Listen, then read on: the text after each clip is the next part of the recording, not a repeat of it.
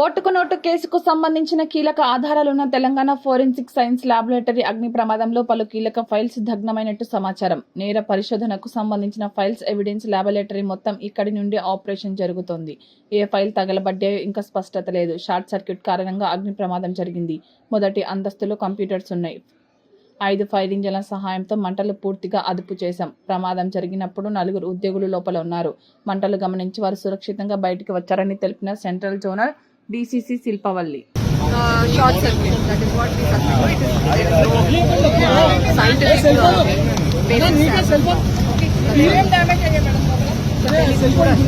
Madam కేసులకు సంబంధించిన ఆధారాలన్నీ సాక్ష్యాలన్నీ ఇక్కడే ఉంటాయి కదా, అదేమన్నా సేఫ్ గా ఉన్నట్టు ఏమైనా గుర్తించాలి? మొత్తం అంతా తగ్గిన తర్వాత కానీ మీ కాన్సే అంటే ఇంకా మంటలు ఉన్నాయి మేడం, అదుపులో మంటలు లేవు. ఇట్స్ ఓన్లీ స్లో కంబషన్ అవుతుంది. మేడం ప్రమాదం ఎలా జరిగింది అనేది మన అంచనా వేస్తాం. Probably short circuit. అప్పుడు ఎంతమంది సిబ్బంది ఉండే మేడం లోపల? సిబ్బంది ఎవరు లేరు. దెర్ ఇస్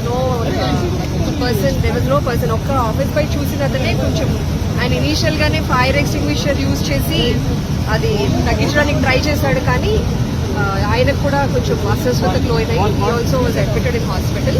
ఇంకా అప్పటికి ఆఫీస్ ఓపెన్ అవ్వలేదు కాబట్టి దేర్ ఆర్ హార్డ్లీ 3-4 పీపుల్.